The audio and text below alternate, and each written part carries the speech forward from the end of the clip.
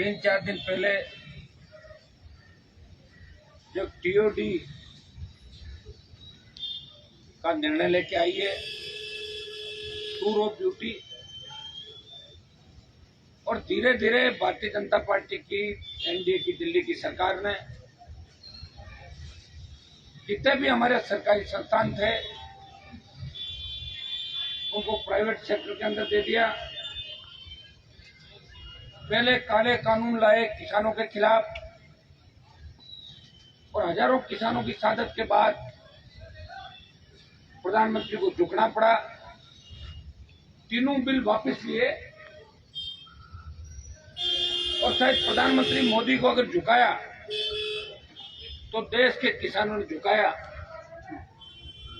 और हमें लगता है कि किसान आंदोलन में जो देश की सरकार की किरकिरी हुई उसका बदला लेने के लिए पहले किसान और अब जवान सेना को भी एक टूरिज्म बना दिया,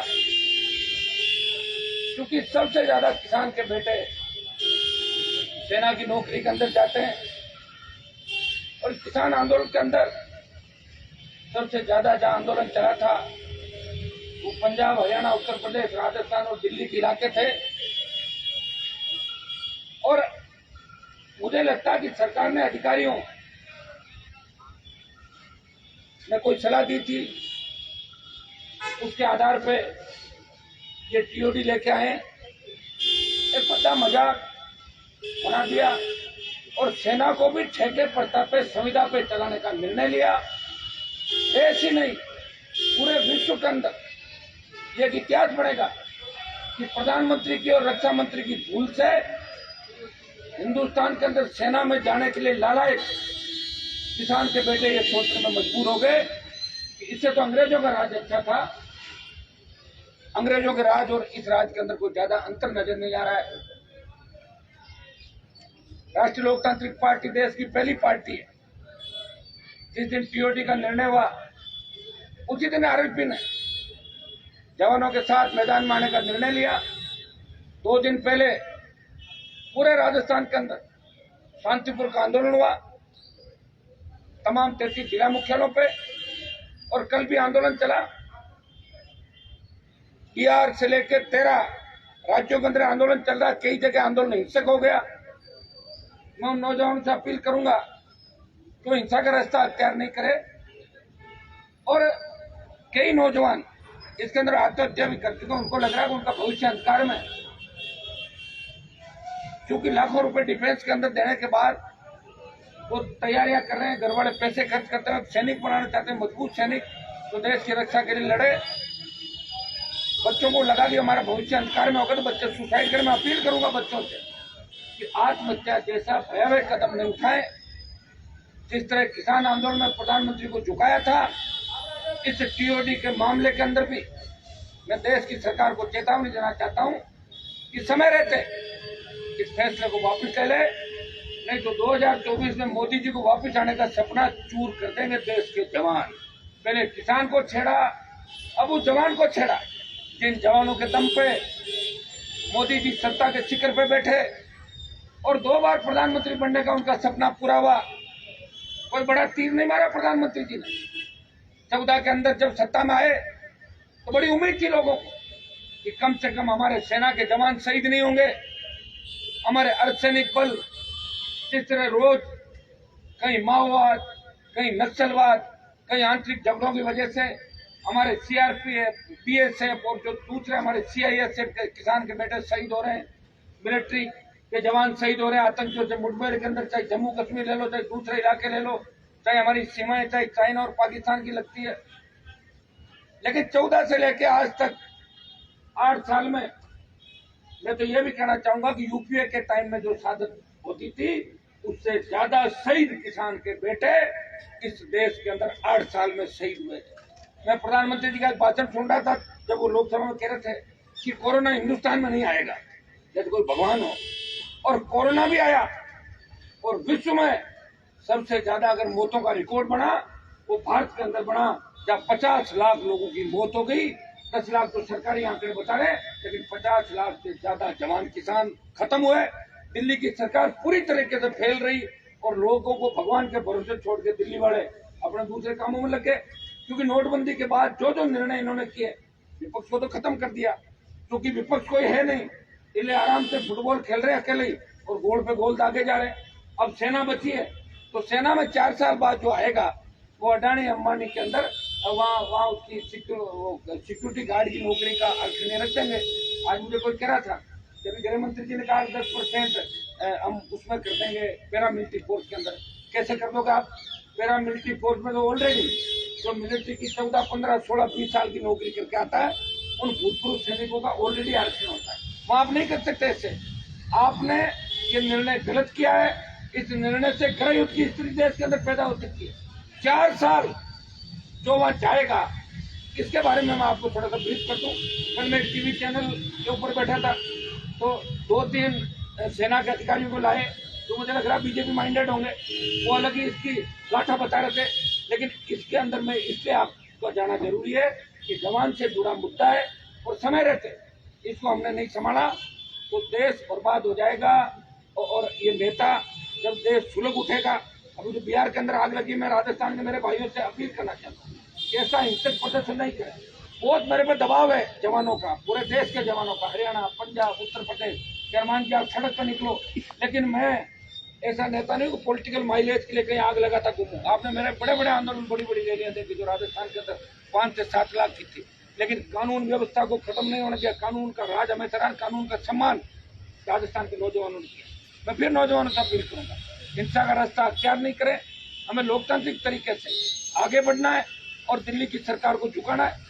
4 साल के अंदर क्या होगा कि 4 साल में हर साल 50,000 के करीब सैनिक भर्ती होते हैं मिलिट्री के अंदर, पैरामिलिट्री फोर्स को छोड़ के मिलिट्री के अंदर। ये क्या करेंगे 4 साल में अगर आप ले लोगे, और ये हमारी ललकार का एक परिणाम था कि 21 साल की आयु को 23 साल कर दिया एक झटके, और आज फिर बैठक बुलाई। मुझे लग रहा कोई न कोई और निर्णय करेंगे और फिर धीरे धीरे जाते हुए कई लोगों की बलि लेने के बाद ये फिर बेवकूफ आ जाएगी। भारतीय जनता पार्टी की पुरानी आदत है, पहले बुराते हैं और फिर मैदान से भाग जाते हैं। ये आदत रही दिल्ली की। 4 साल के अंदर जिन लोगों को आप मिलिट्री के अंदर भर्ती करोगे, वो 4 साल के अंदर जो जाएगा वो न तो कोई उसकी देश के प्रति कोई भावना होगी, वो ये चाहेगा कि मुझे तो 4 साल निकालना है, वो अपने अधिकारियों का कहना नहीं मानेगा। अनुशासनहीनता होगी फौज के अंदर, और 25% जो परमानेंट होंगे वो अपने सूबेदार, कप्तान से, मेजर से लेकर उनकी चमचागिरी में व्यस्त होंगे। मुझे तो परमानेंट होना है, तो वो अपना काम निकलेगा। और 75% जो वापिस आएगा, न तो उसकी कोई पेंशन है न उसका कोई ठिकाना है। तो देश तो नक्सलवाद से सुलग रहा है। जो 75% बाहर आएगा वो 6 महीने की ट्रेनिंग करके हथियार चलाना उसको भी सिखाएंगे। जो बाहर आएगा वो नक्सलवादी हो जाएगा, नक्सल वाले उसको भर्ती कर लेंगे, गैंगवार की घटनाएं बढ़ेगी और देश सुलग उठेगा। और दूसरा, इसके पीछे एक हमें ये भी आ रही है कि जितनी भी रेजिमेंट है, मुझे लग रहा है कि रक्षा मंत्री और प्रधानमंत्री जी को रेजिमेंटों से प्रेम नहीं। वो कई लोग गए थे कि साहब आई रेजिमेंट बढ़ाओ, गुजर रेजिमेंट बढ़ाओ। हमने भी पैरवी की कि आई रेजिमेंट होनी चाहिए, गुजर रेजिमेंट होनी, तमाम उन जातियों की जो लड़ाकी मार्शल फॉर्म है उनके नाम से रेजिमेंट होनी चाहिए, ताकि उनका एक स्लोगन होता है रेजिमेंट का। रेजिमेंट के अंदर ये तो उन्होंने कहा, जब वो गए तो उन्होंने कहा साहब रेजिमेंट की तो बात ही मत करो, मैं तो जो है वही खत्म कर रहा हूँ। ये अंदर की बात है। जब मैं सेना भर्ती को लेकर मैंने कई बार मामला उठाया और हम रक्षा मंत्री से मिले थे 7 राज्यों के डेलीगेशन के साथ। रक्षा मंत्री जी ने हमें आश्वस्त किया, 50 से ज्यादा लोग थे, कि हम जल्दी ही सेना भर्ती रैलियों का आयोजन करेंगे और 2 साल की छूट भी देंगे। और जब ये अग्निपथ और अग्निवीरों की बात आई, सीओडी आई, तो उससे लग गया कि सरकार कितनी दोगली है, अपने कथनी और करनी के अंदर कितना अंतर है सरकार के। सरकार रेजिमेंट खत्म करने की, मुझे लग रहा है रेजिमेंट खत्म करना चाहेगी। और रेजिमेंटों की क्यों आवश्यकता है इसका भी मैं आपको बताऊंगा कि रेजिमेंट के अंदर जैसे सिख रेजिमेंट है, तो सिख रेजिमेंट का एक झंडा होता है और सिख रेजिमेंट का इतिहास है कि 65, 65, 71 और कारगिल की लड़ाई के अंदर सिख रेजिमेंट को जो दिया गया, तो बोले निहाल सत श्री अकाल, ये उनका नारा होता है। एक जो भी इनका इसका रेजिमेंट का स्लोगन होता है, सिख रेजिमेंट अपने स्लोगन के साथ, अपने झंडे के साथ कूच करती है और अपने जो नारे लगाए जाते हैं, अपनी संस्कृति को याद किया जाता है, वीरों को याद किया जाता है। वो इसलिए किया जाता है कि लड़ाई के समय उनके अंदर जोश और ऊर्जा बढ़े। ये रेजिमेंट को खत्म करने के साथ जाट रेजिमेंट का स्लोगन जय भगवान जाट बलवान, जय जवान जाट बलवान, इसके साथ जाट रेजिमेंट आगे बढ़ती है। तमाम, चाहे गोरखा रेजिमेंट हो, चाहे मद्रास रेजिमेंट, डोगरा रेजिमेंट हो, राजस्थान रेजिमेंट हो, ये तमाम रेजिमेंट जो अपनी जाति के और संस्कृति के मान सम्मान को बचाने के लिए वो आग के अंदर भी कूद जाते हैं। कि रेजिमेंट को अगर खत्म आप कर दोगे तो कैसे देश चलेगा? प्रधानमंत्री जी किस दिशा के अंदर जा रहे हो? कौन से अधिकारी ने मसौदा बना के आपको दे दिया और आपने जवानों को थोप दिया? इससे ज्यादा शर्मनाक बात नहीं होगी देश के अंदर। राष्ट्रीय लोकतांत्रिक पार्टी देश के जवानों के साथ है। किसान आंदोलन के अंदर भी एनडीए छोड़कर, सत्ता को छोड़कर हम सड़क पर आए थे और देश का एकमात्र सांसद मैं था जो 70 दिन सड़क पर बैठा था। अकालियों ने भी सत्ता छोड़ी, लेकिन सड़क पर अकाली नहीं बैठे। जब राष्ट्रीय लोकतांत्रिक पार्टी का सांसद बैठा था और जब देश का जवान तकलीफ के अंदर आया, पहला व्यक्ति है जिसने राजस्थान के आंदोलन का आगाज किया। और मैं आपको विश्वास दिलाता हूँ, इसमें दिल्ली की सरकार को हम चुकाएंगे।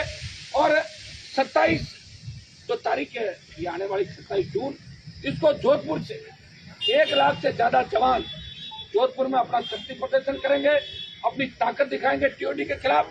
और राष्ट्रीय लोकतांत्रिक पार्टी के जो विधायक यहाँ बैठे हैं, हमारे सारे विधायक और पदाधिकारी, इस और भी हम बात करेंगे। जोधपुर के बाद चरणबद्ध तरीके से हम जयपुर की ओर कूच करेंगे। कुछ जिला मुख्यालयों पे, कुछ संभाग मुख्यालयों को बड़ी रैलियां निकाल के और आवश्यकता पर जो दिल्ली कूच करेंगे। और कूच हमारा जो होगा वो हमारा ऐतिहासिक कूच होगा। जरूरत पड़ी रेलवे ट्रैक पे भी जाएंगे, जरूरत पड़ी हाईवे भी जाम करेंगे। इस बार हर बार की लड़ाई होगी। सवाल किसान के बाद जवान का है। प्रधानमंत्री जी, अगर जवान नहीं बचा ये देश नहीं बचेगा। मैं आरोप लगाना चाहता हूँ कांग्रेस पार्टी पर कि 3 दिन बाद कांग्रेस को याद आया कि देश का जवान तकलीफ के अंदर है। कल प्रेस कॉन्फ्रेंस करे थे 3 दिन पहले, जब दिल्ली के अंदर सारे कांग्रेसी थे, उसी दिन राजनाथ सिंह ने टीओडी की योजना लागू कर दी थी। एक भी कांग्रेसी का बयान नहीं है। कल सोशल मीडिया पर 2 दिन जब बात चली तब उनको लगा कि हमारा वोट बैंक नहीं खिसक जाए, तब वो लोग भी आएंगे। हम सब जो लोग इस टीओडी के खिलाफ है, जो भी आंदोलन करेंगे सारे लोग, हमारा मकसद सबका एक रहना चाहिए कि इसमें पॉलिटिकल माइलेज के बिना हमें जवानों का साथ देना है और सेना का सम्मान, सेना के सम्मान में राजनीतिक मैदान के अंदर, जवान के सम्मान में राजनीतिक मैदान के अंदर हम सेना का सम्मान चाहते हैं। सैनिक जब होता है, मैं जब एक कारगिल का युद्ध हुआ, अमेरिका के एक अखबार की कटिंग में पढ़ा तो उसमें लिखा था कि विश्व के अंदर एक भारत की फौज ऐसी फौज है जो 50 किलो गोला बारूद और हथियार के साथ 20,000 फीट ऊंची पहाड़ी पर लड़ाई लड़ी भारत के बिना संसाधनों के। चीन का जब युद्ध हुआ था 62 में, तो नेहरू जी की भूल थी, कई दूसरी भूलें रही, उनकी वजह से हम हमारा आजादी के बाद जो मजबूत अस्त्र शस्त्र नहीं तैयार कर सके, उसका परिणाम हमें भुगतना पड़ा। चाइना ने जमीन पर कब्जा कर लिया और फेक हुआ। हमारे सैनिक बहुत चले गए, लेकिन एक एक सैनिक ने 10 चाइना के सैनिकों को मार गिराया था बिना हथियारों के। बंदूकें नहीं चली थी, गोला बारूद नहीं था। अब भारतीय सेना पूरी लाव लश्कर और पूरी आधुनिक सेना बन चुकी है। हमारे पास हर तरीके की चीजें, लेकिन सेना को जिस तरह डिमोलाइज करने का प्रधानमंत्री और रक्षा मंत्री ने प्रयास किया है, मैं इसकी निंदा करता हूँ। राष्ट्रीय लोकतांत्रिक पार्टी 27 जून को जोधपुर में बड़ा आंदोलन, बड़ी रैली करेगी और उसके बाद चरणबद्ध तरीके से जयपुर राजधानी की ओर बढ़ेंगे, जिला मुख्यालय और संभाग मुख्यालय को रैलियां करके और फिर दिल्ली कूच करेंगे। और इस दरमियान अगर लोकसभा का सत्र चलेगा तो इसमें भी आरएलपी पार्टी मजबूत से टीओडी को निरस्त करने की बात करेंगे। हमारा एक ही मुद्दा है कि टीओडी खत्म हो। एयरफोर्स और नेवी के अंदर जिन बच्चों के रिजल्ट आ गए, आर्मी सेना भर्ती रैलियों के अंदर जिनके फिजिकल हो गए, जिनकी रैली हो गई, सिर्फ पेपर बाकी है, ऐसे बच्चे सुसाइड कर रहे हैं, इनके तो पहले आपको निकालना चाहिए, उसके बाद किसी तरह की बात करते हैं। शर्म आने वाली बात है। हम सब इसकी निंदा करते हैं और पूरी पार्टी एकजुट होकर इस देश के जवान को बचाने की निकलेगी, राजस्थान के जवान को बचाने की निकलेगी। राजस्थान में जिन लोगों को हिरासत करने लिया, मुझे कोई कह रहा था कि आज जोधपुर में जवान रैली करना चाहते थे, लेकिन धारा 144 लगा के और कई लोगों को परसों हमारे आंदोलन में, कल कई लोगों को रेलवे ट्रैक से जो शांतिपूर्वक आंदोलन कर रहे थे, कईयों को रास्ता रोकने के मामले में राज्य सरकार ने भी मुकदमा दर्ज कर गिरफ्तार करी है। मैं इसकी निंदा करता हूँ। देश की और राज्य सरकार को अपील करता हूँ कि नौजवानों के ऊपर अगर मुकदमा दर्ज हो गया, ये सेना भर्ती वाले नौजवान लड़ रहे हैं, ये कोई पॉलिटिकल पार्टी के लोग नहीं लड़ रहे हैं, ये सारे सेना भर्ती की तैयारी करने वाले वो किसान के बेटे हैं, तो किन परिस्थितियों के अंदर किसान अपने बच्चों के लिए उसको एक दूध दूध पिलाने से लेके घी से लेके आपको पता सैनिक के लिए बहुत ताकत चाहिए। सुबह जल्दी उठ के बच्चे हाईवे पर दौड़ते हो, आपको दिखेंगे किस तरह बच्चे सेना भर्ती रैली में दौड़ते हैं। इसकी दुर्भाग्य है कि सरकार अगर मुकदमा दर्ज कर देगी, उसमें अगर चालान हो गया तो कई जाने लायक मिलेगा। मेरी सरकार से अपील है कि राज्य सरकार जो देश की सरकारों से, तमाम राज्यों की सरकारों से, कि बच्चों पर झूठे मुकदमे दर्ज नहीं करे, और बच्चों से भी अपील है कि वो इस तरह सरकारी संपत्तियों को नुकसान नहीं पहुंचाए। ये संपत्तियां हमारी है, लॉ एंड ऑर्डर नहीं बिगड़े और किसी तरह की द्वेषता आपस में नहीं रखें। मैं विश्वास दिलाता हूँ मेरे छोटे भाइयों को कि पहले भी सेना भर्ती को लेकर 1 दर्जन बार लोकसभा मामला उठाया, सेना भर्ती रैलियों को लेकर राजनाथ सिंह से मिला, डेलीगेशन को लेकर 7 राज्यों का, और जब जरूरत पड़ी तो आपका भाई आपके साथ सड़क पाया। और 27 तारीख को जोधपुर से हम दिल्ली को दिखा देंगे कि देश का जवान कितना ताकतवर है, और हम 27 को जोधपुर के अंदर रैली से हम इस विरोध प्रदर्शन की शुरुआत करेंगे। 27 से पहले हम आज से ही निर्णय कर लेंगे कि किस तरह जन जागरूकता अभियान चला के उस रैली को ज्यादा से ज्यादा संख्या में नौजवानों की कटे। हम ये चाहते हैं कि रैली जवानों की रैली, ये सिर्फ जवानों की रैली है।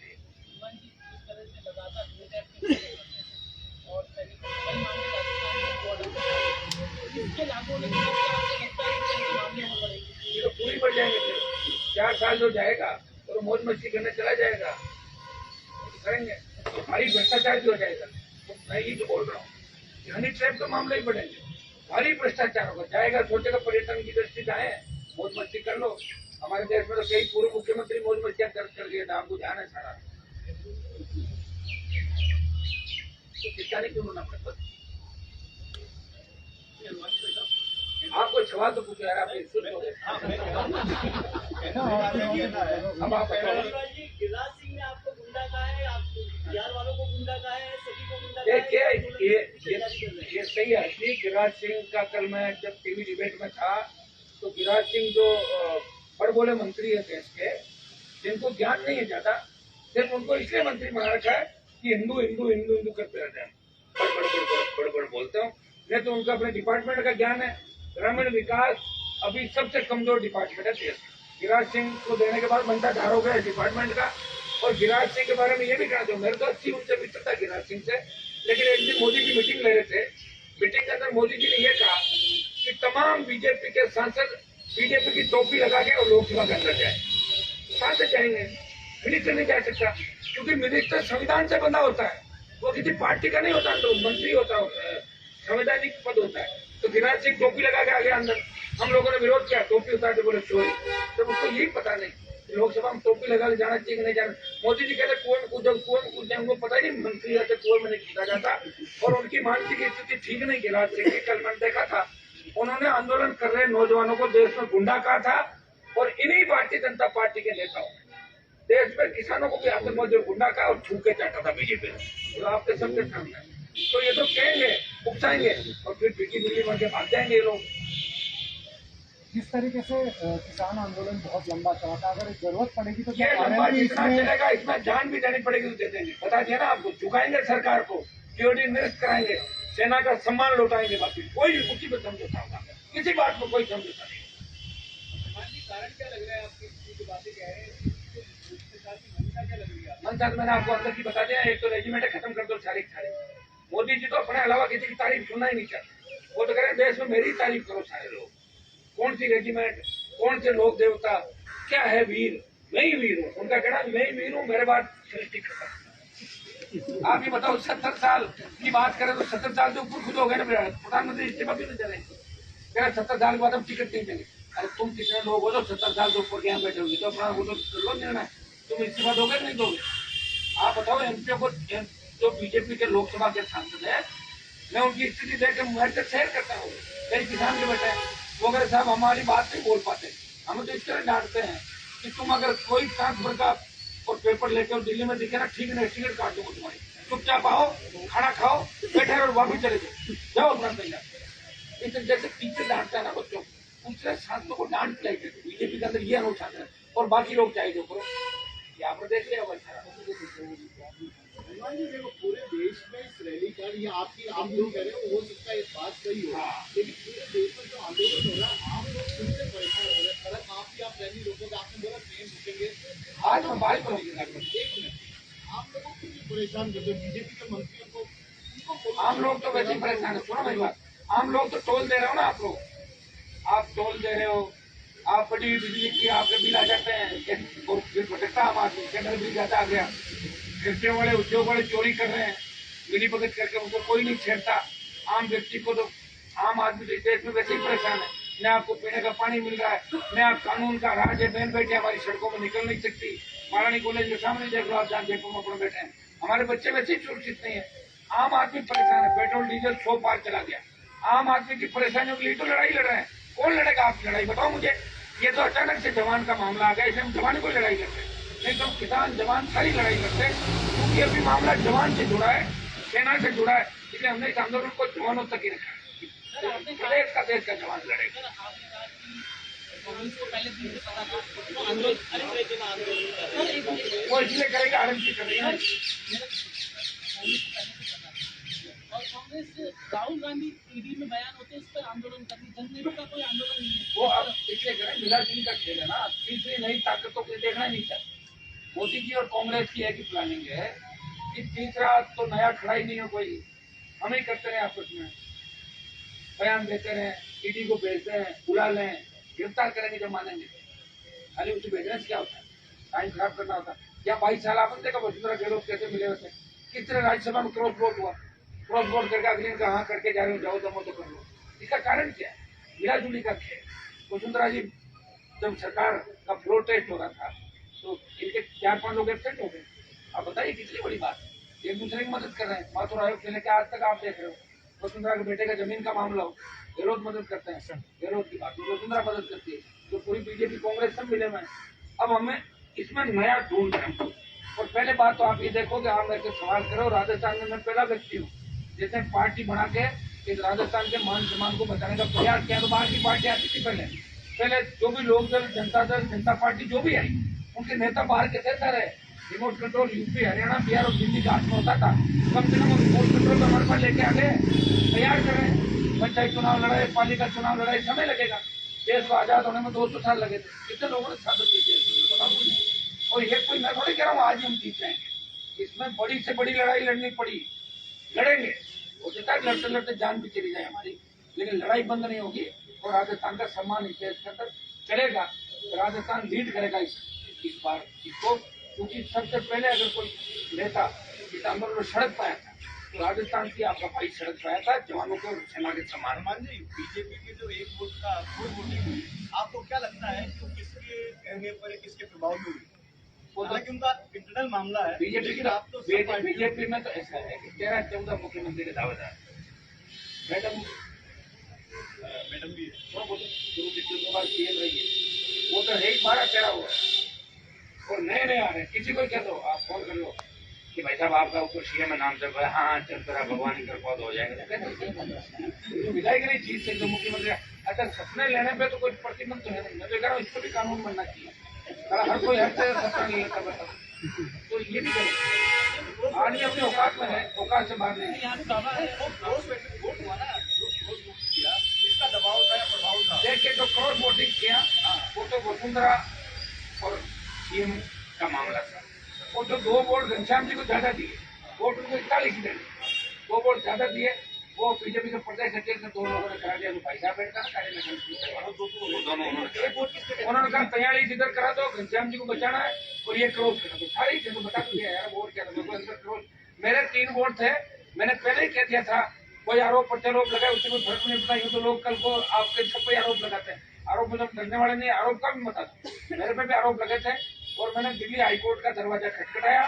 हाईकोर्ट ने आप पार्टी और जो जिसने आरोप लगाया उसके ट्विटर से लेकर सब पर पाबंदी लगाने के लिए, आज के बाद अगर ठीक नहीं है आप आइए और सारे डिलीट कीजिए, ये आपको 1-2 दिन में सर्व करा देना। और महारानी का जो हमने दावा किया वो भी हो गया, क्रिमिनल केस दर्ज कराया था। हमने कहा कि या तो बाइकाट करें, निर्दलीय के साथ रहें। निर्दलीय कैंडिडेट राज्यसभा में सुभाष चंद्रा थे, हमने उनका साथ दिया।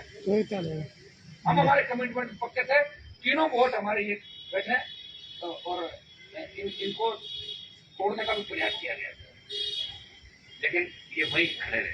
2040 में अगर जरूरत पड़ेगी 2024 में अगर जरूरत पड़ी तो आप कांग्रेस या बीजेपी में से किसी को 2024 की कोई जरूरत पड़ेगी नहीं, पहले 23 की जरूरत पड़ेगी।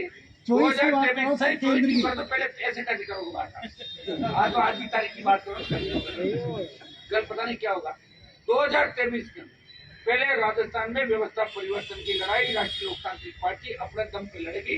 भारतीय जनता पार्टी और कांग्रेस से कोई गठबंधन नहीं होगा। पता तो नहीं आपको? अब लड़े सारे 6 उपचुनाव लड़ते। जब उपचुनाव लड़े कांग्रेस जीत गई तो बीजेपी ने कह दिया हनुमान बेनीवाल कांग्रेस की बी टीम है, और अब इधर आए तो कह दिया कांग्रेस वालों ने ये बीजेपी की बी टीम है। ये बी टीम बता सर खुद दोनों अपनी टीम है, दोनों मिलकर कांग्रेस बीजेपी एक ही टीम है दोनों, जो राजस्थान को लूट रही है।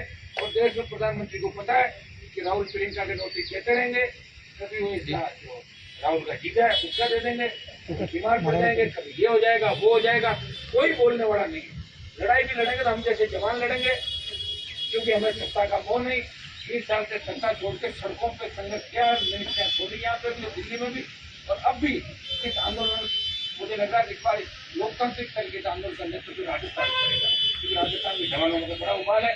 राजस्थान, हरियाणा, पंजाब, उत्तर प्रदेश, दिल्ली, यहाँ के जवान सबसे ज्यादा सेना के अंदर चाहते हैं, और ये जवान लड़के मोदी जी को झुकाएंगे इस बार। हनुमान जी, इस अग्निपथ योजना के विरोध पूरे देश में हो रहा है, लेकिन इसराइल की बात करें तो अगर 3 साल कंपल्सरी है सेना में नौकरी करना, वही अमेरिका के अंदर 8 साल के बाद रिटायरमेंट हो जाती है। इसराइल अमेरिका की बात इसकी मत करो, यहाँ तो आधी दुनिया में नरेगा से कमा खा रही है, कहाँ कमा लिया है। अरे मोदी जी के पास होने बड़ी गाड़ियां होने थोड़े हो गया। यहाँ लोग एक टाइम भूखे भी सोते हैं। आप देखिए कई देश तो ऐसे होंगे जिनकी संख्या पूरी इतनी होगी जितने इंडिया में भिखारी होंगे। आप बताऊंगा कई देशों की पॉपुलेशन इतनी है जितने हिंदुस्तान में भिखारी। क्या बात करो अमेरिका इंग्लैंड की फालतू बातें करो। तो मोदी जी कहते हैं नोबेल जीत उनका नोबेल ले लो, तो लास्ट अपना प्रधानमंत्री वाला आदमी का होता है कि नोबेल पुरस्कार दिया। उनकी बातों में कोई तथ्य है? मेरे को कहा था ना हनुमान भाई आप खराब क्यों हो रहे हो, हम बिल वापस ले लिया ना। मैं काम खराब हो खुद मुझे चाहता है दिल्ली ना, और अब भी वापस बैक होना ही पड़ेगा।